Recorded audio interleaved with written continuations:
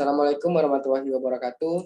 Kami dari kelompok 8 ingin mempresentasikan hasil diskusi kami. Pertama-tama, kami ingin mengenalkan dulu anggota kelompok kami. Yang pertama ada Ainitya, yang kedua ada saya sendiri, Irden Prastianata, yang ketiga ada Vincencio Sembiring. Judulnya yaitu Perumusan Strategi PT PLN Indonesia Persero.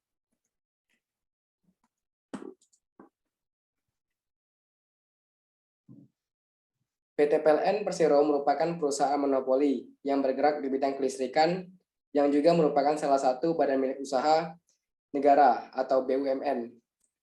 PLN sebagai perusahaan monopoli di Indonesia diketahui memiliki aset yang besar. Berikut ada data ikhtisar keuangan PT PLN Persero dari tahun 2018 sampai tahun 2020. Pendapatan usaha perusahaan berasal dari penjualan tenaga listrik, penyambungan pelanggan, subsidi, kompensasi, dan lain-lain. Pendapatan usaha turun 3,9% dari 359,61 triliun pada tahun 2019 menjadi 345,42 triliun. Penjualan tenaga listrik turun 0,4% dari 276,06 triliun pada tahun 2019 menjadi 274,90 triliun.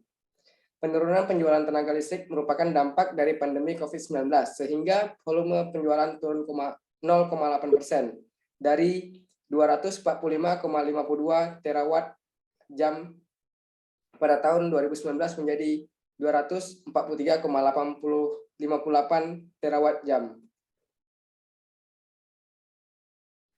Subsidi pemerintah merupakan dukungan pemerintah agar PLN dapat merealisasikan investasi pengembangan ketenaga listrikan di tengah kewajiban menyediakan listrik dengan harga yang terjangkau untuk lapisan masyarakat dan untuk menjaga rasio leverage sesuai persyaratan yang ditentukan dalam pinjaman.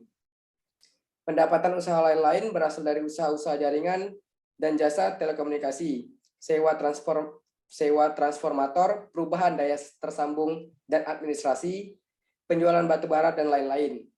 Sepanjang tahun 2018, PLN ini menghadapi berbagai tantangan yang sangat besar.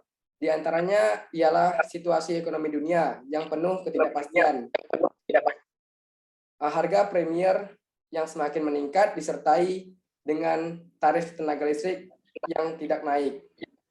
Dalam menghadapi tantangan tersebut, PLN mempunyai peranan penting dalam rangka pembangunan nasional untuk mencapai kesejahteraan dan kemajuan masyarakat Indonesia secara berkelanjutan. Oleh karena itu, mereka terus berkomitmen memastikan jaminan ketersediaan listrik dan pelayanan yang andal bagi seluruh masyarakat Indonesia. Program listrik 35.000 MW telah berjalan sesuai rencana. Sementara itu, rasio elektrifikasi PLN juga semakin meningkat menjadi 97,05% dari 93,03% di tahun 2017. PLN ini juga berupaya melistriki di seluruh pelosok negeri, bahkan sampai daerah terpencil. Ekspedisi Papua Terang yang kami lakukan adalah sebuah terobosan untuk memperoleh data dan informasi langsung yang akurat tentang daerah yang akan dilayani. Di tengah perubahan dunia yang semakin cepat, PLN ini dituntut semakin di depan. Langkahnya itu semakin maju, baik itu dari segi perkembangan teknologi, kualitas pelayanan, dan berkomitmen melakukan pengembangan model bisnis secara berkelanjutan.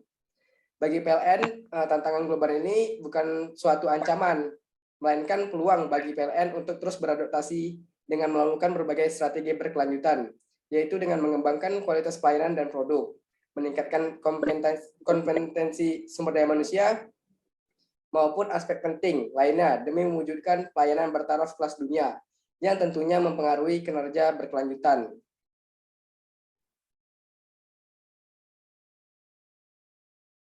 Selanjutnya yang akan dibahas analisis lingkungan internal. Yang membahasnya adalah Ainitya. Ainitya, dipersilakan. Baiklah, selanjutnya yaitu analisis lingkungan internal. Yang pertama yaitu adalah pemasaran. Sebagai bagian dari transformasi korporasi, PLN kini semakin aktif melaksanakan program pemasaran. Kegiatan program pemasaran ini dilakukan supaya untuk membangun hubungan harmonis dengan para pemangku kepentingan, terutama kepada pelanggan, baik penjualan produk usaha maupun yang lainnya seperti pembelian produk listrikan. Adapun program pemasaran yang dilakukan oleh PLN ini yang pertama adalah pembangunan infrastruktur dalam rangka penyambungan baru, lalu menerapkan program GOS, Generation of Sales, atau program pembangkitan upaya penjualan. Program ini terdiri dari melakukan peningkatan penjualan di Jawa Bali, mengevaluasi daftar tunggu permintaan sambungan baru atau penambahan daya, dan mengkaji penjualan pada ceruk-ceruk yang menguntungkan. Lalu yang B, produksi. PLN memproduksi tenaga listrik melalui pembangkit milik sendiri, pembangkit sewa, dan pembelian tenaga listrik dari pembangkit milik swasta. Pembelian listrik swasta meningkat 13,8% dibandingkan tahun 2020 karena meningkatnya operasi pembangkit swasta dalam skema IPP. Sedangkan produksi listrik dari pembangkit sewa turun signifikan sebesar 28,5% sebagai upaya PLN menurunkan produksi dari pembangkit yang menggunakan BBM. Lalu yang C yaitu sumber daya manusia. Sumber daya manusia bagi PLN adalah mitra sekaligus aset yang akan mendukung jalannya operasional perusahaan secara berkelanjutan guna mewujudkan visi dan misi perusahaan dalam jangka waktu yang panjang. Oleh karenanya, pengembangan kompetensi SDM menjadi isu strategis seiring dengan meningkatnya permintaan listrik, pertumbuhan usaha, dan luasnya cakupan operasional perusahaan. Yang D yaitu keuangan.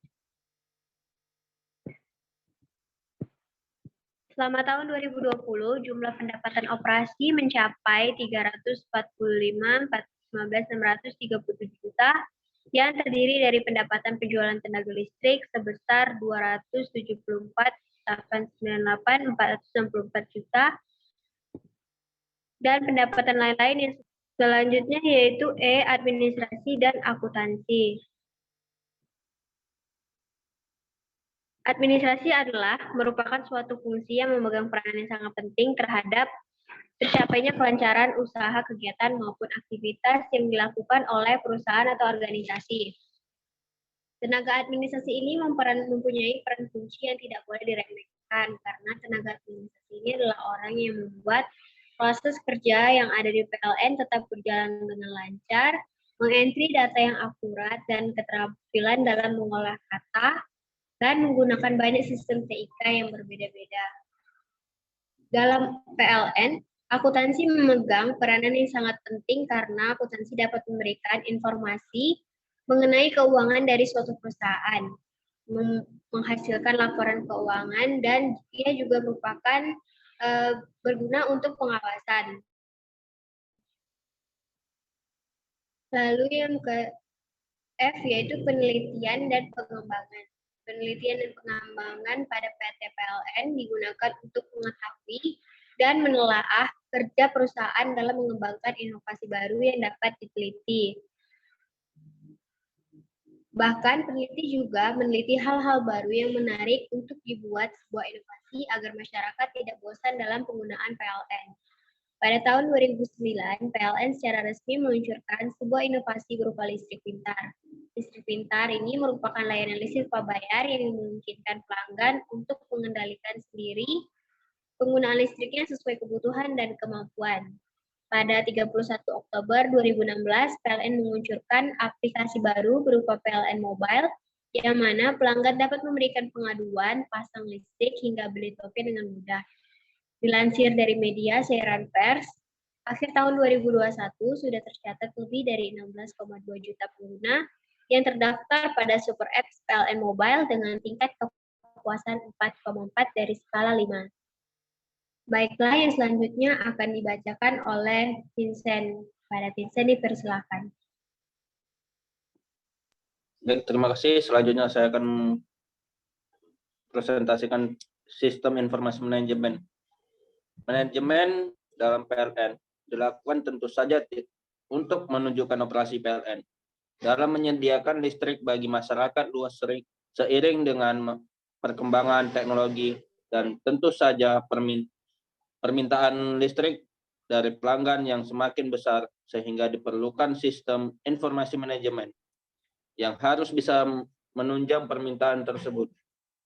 PLN juga menggunakan sistem informasi manajemen untuk menginput data, melakukan perhitungan, dan memberikan hasil. Dengan menggunakan sistem informasi, manajemen perusahaan PLN menganalisa manfaat dari biaya yang dikeluarkan serta melakukan perhitungan biaya produksi yang dilakukan sebagai dasar pengambilan keputusan.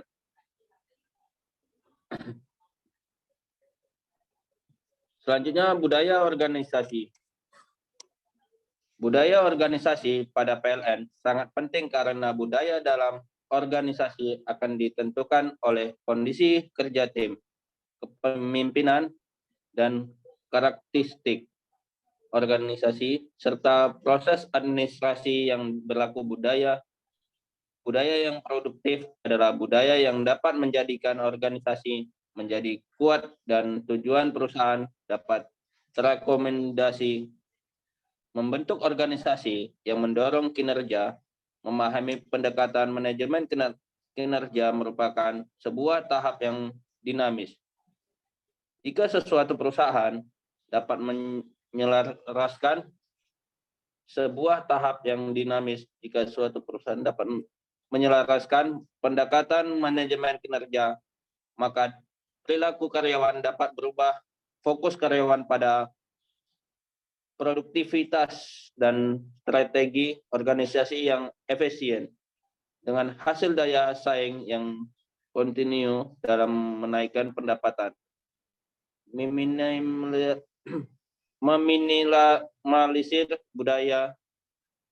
biaya dan memperbaiki keuntungan. Dengan penerapan budaya akhlak, perusahaan dapat merasakan adanya nilai dan norma sebagai acuan karyawan dalam menjalankan hak dan kewajibannya. Mereka akan terorganisir dengan baik dan meninggalkan perbuatan yang dapat merusak budaya organisasi yang telah dibentuk. Selanjutnya, perencanaan. Perencanaan itu ada manajerial terbagi dua, yaitu pengorganisasian dan pengawasan.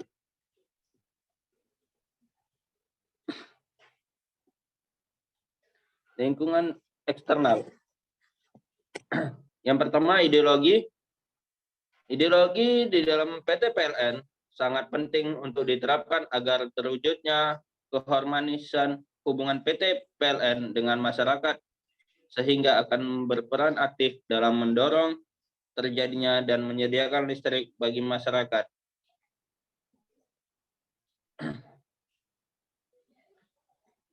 Yang selanjutnya, ekonomi. Faktor ekonomi yang mempengaruhi adalah kurs mata uang asing. Meningkatnya mata uang asing akan berdampak pada kenaikan harga produk panel listrik. Karena bahan baku yang akan diimpor akan mengalami kenaikan harga juga. Memiliki dampak langsung terhadap daya tarik potensial dari beragam strategi. Faktor ekonomi berkaitan dengan sifat dan arah sistem ekonomi tempat suatu perusahaan beroperasi. Faktor ekonomi lainnya yang mempengaruhi pengelolaan rekrutmen oleh Subdit PSI adalah pertumbuhan ekonomi nasional sebesar 5,5%. Pertumbuhan ekonomi akan berdampak pada peningkatan pasokan listrik sehingga perlu adanya penambahan infrastruktur yang akan dilakukan melalui proses pengadaan.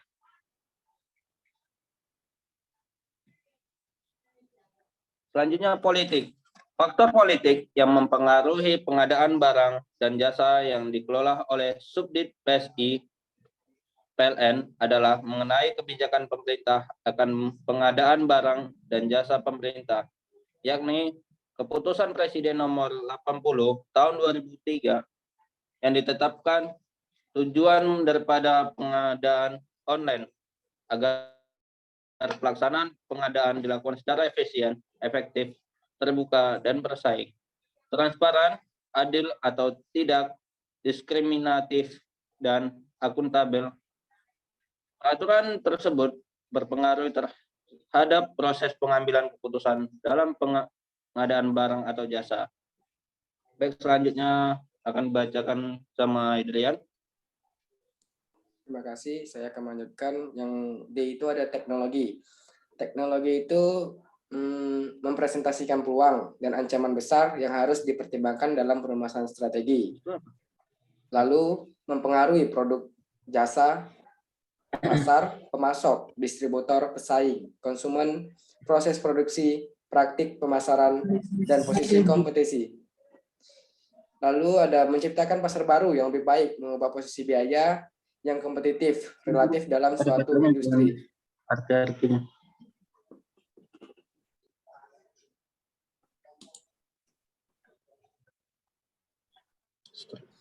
Yang E ada sosial. Sosial itu hubungan pihak PLN dengan para rekan PLN itu baik rekanan di bidang infrastruktur, kelistrikan, maupun infrastruktur jaringan teknologi. Yang F ada pemerintah. Pemerintah ini pertama itu faktor politik, pemerintahan dan hukum karenanya dapat mempresentasikan peluang dan ancaman utama baik dalam organisasi kecil maupun organisasi besar. Saling ketergantungan global yang semakin meningkat di kalangan ekonomi pasar, pemerintah, dan organisasi memaksa perusahaan untuk mempertimbangkan dampak potensial dari variabel-variabel politik dalam perumusan dan penerapan strategi yang kompetitif. Yang G itu ada pemegang saham. Dapat dilihat dari gambar tersebut, pemegang saham PT PLN terbesar itu dimiliki oleh PT PLN sendiri dan dikelola oleh perusahaan PLN sendiri. Itu bisa dilihat dari 99,99%, artinya seluruhnya dimiliki oleh PT PLN. Dan ada juga yang dipegang oleh Yayasan YPK PLN, yaitu 0,01. Selanjutnya itu dikelola oleh Indonesia Power. Yang H itu ada militer. PLN itu terus berusaha menjaga pasokan listrik yang tetap andal di tengah krisis energi menjadi ancaman global. Guna mewujudkan ketahanan energi nasional, PLN ini memperkuat jalinan kerjasama dengan Tentara Nasional Indonesia atau TNI. Lantas jalinan ini sudah sejak lama terjadi. Pada tanggal 26 Oktober 2021 ini, TNI itu memperpanjang kontraknya dengan PT PLN. Kerjasama tersebut juga bertujuan untuk menjaga pasokan bahan bakar pembangkit listrik, memperkuat pengamanan objek vital ketenaga listrikan. TNI juga berkomitmen membantu PLN dalam mencapai visi dan misi tersebut yang dituangkan dalam perjanjian kerjasama ini, yaitu menjadi perusahaan listrik terkemuka di Asia Tenggara dan nomor 1 pilihan pelanggan untuk solusi energi. Kerjasama ini pun tidak ditindaklanjuti dengan beberapa kegiatan, antara lain itu ada pendampingan dan pengamanan dalam pra-pembangunan infrastruktur sistem ketenaga listrikan, serta pendampingan dan pengamanan dalam pelaksanaan pemeliharaan sistem ketenaga listrikan existing terhadap segala sesuatu yang berpotensi mengganggu keandalan sistem ketenaga listrikan.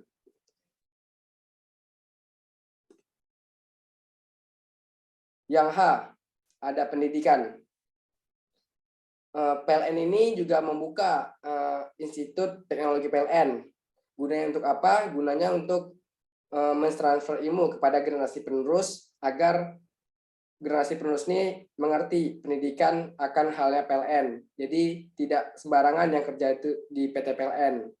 Mereka juga sudah ada program pendidikan Yang J ada hukum. Peraturan Menteri SDM nomor 10 tahun 2017, Permen SDM nomor 49 tahun 2017 tentang pokok-pokok perjanjian jual beli tenaga listrik. Peraturan Menteri SDM nomor 50 tahun 2017 tentang pemanfaatan sumber energi terbarukan untuk penyediaan tenaga listrik. Energi baru terbarukan itu menciptakan iklim investasi ketenaga listrikan yang lebih kondusif, mewujudkan energi berkeadilan untuk mendorong partisipasi badan usaha swasta dalam bidang ketenaga listrikan.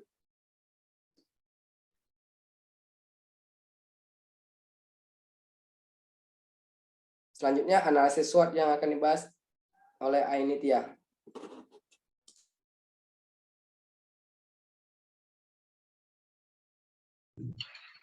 Analisis SWOT. Bagaimana yang sudah terlihat pada tabel, itu adalah analisis SWOT yang terdiri dari strength, weakness, opportunity, dan threats. Lalu, adapun strategi SO-nya itu adalah optimalisasi program pemasaran dalam pembangunan infrastruktur, optimalisasi kinerja, standarisasi tarif yang kompetitif, meningkatkan kualitas kinerja sumber daya manusia, persaingan pasar yang lebih luas, meningkatkan pemanfaatan TIK, kemajuan teknologi industri untuk melakukan inovasi baru, dan berkomitmen dalam pemberdayaan listrik untuk mendukung pengembangan dunia pendidikan. Lalu strategi WO. Penggunaan secara efisien dan efektif biaya operasional dan pemeliharaan, optimalisasi antisipasi gangguan dan meminimalisir tingkat gangguan, mengoptimalisasi pemakaian pasokan listrik, memaksimalkan akses pemasaran, optimalisasi antisipasi pemadaman listrik, membangun sistem pencegahan dan pemberantasan pungutan liar. Dengan kemajuan teknologi, PLN juga harus mensosialisasikan penggunaan TIK kepada masyarakat, lalu mengembangkan EBT untuk menyediakan listrik bagi seluruh masyarakat.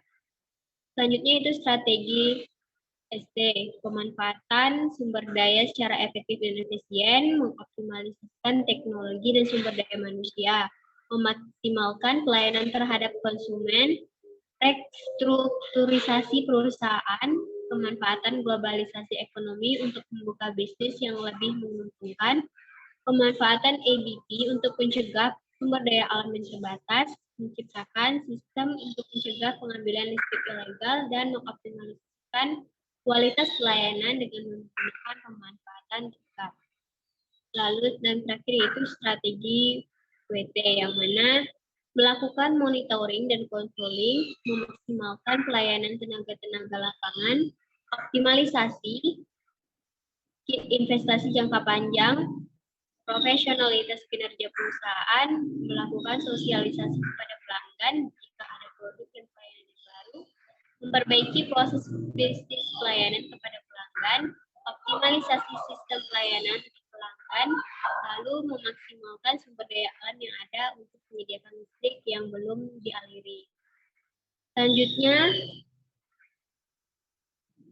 akan dilanjutkan oleh Irdian kepada Vincent. Baik, terima kasih. Saya akan melanjutkan analisis strategi. Analisis strategi yaitu ada SO atau Strike Opportunity atau disebut kekuatan peluang. Terdiri dari 3 yaitu mengembangkan pembangunan infrastruktur masyarakat yang belum mendapatkan listrik secara optimal. Selanjutnya mengoptimalkan keunggulan dan pengelolaan manajemen yang efektif dan efisien. Sumber daya manusia harus selalu melakukan inovasi-inovasi baru yang menarik dengan menggunakan kemajuan. Selanjutnya ST. ST itu strike atau trade, atau kekuatan ancaman. Mengadakan instrukturisasi perusahaan. Selanjutnya WO. WO itu weakness, opportunity, atau kelemahan, peluang. terdiri dari dua, yaitu yang pertama meningkatkan kemampuan perusahaan dalam pengelolaan dan pemakaian anggaran serta pelaksanaan pelayanan optimal kepada pelanggan. Yang kedua, mengembangkan energi baru terbarukan untuk mengantisipasi sumber daya yang semakin lama semakin menipis. Selanjutnya, WT itu weakness threat atau kelemahan ancaman. Terdiri dari dua, yaitu melakukan monitoring, pengawasan, dan koordinasi antar bagian secara optimal. Yang kedua, melakukan sosialisasi kepada pelanggan jika ada produk dan pelayanan baru. Baik, kesimpulan dari presentasi kami yaitu PT PLN atau Persero merupakan perusahaan monopoli yang bergerak di bidang kelistrikan yang juga merupakan salah satu badan usaha milik negara atau BUMN sebagai perusahaan yang telah berkompeten dalam bidang ketenaga listrikan di Indonesia. Sewajarnya PT PLN atau Persero mengoptimalisasi program pemasaran dalam pembangunan infrastruktur, optimalisasi kinerja berdasarkan ketentuan yang berlaku, pemanfaatan sumber daya secara efektif dan efisien, operasional dan pelayanannya lebih maksimal dan profesional sehingga pelanggan atau masyarakat sebagai konsumen dapat menikmati dan puas terhadap pelayanan yang diterimanya.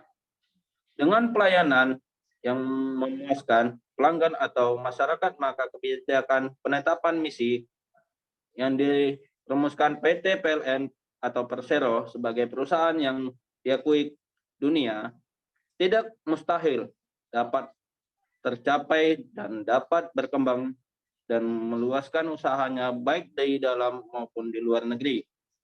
Tentunya hal tersebut harus didukung oleh kualitas sumber daya manusia yang berkualitas tinggi dalam perusahaan.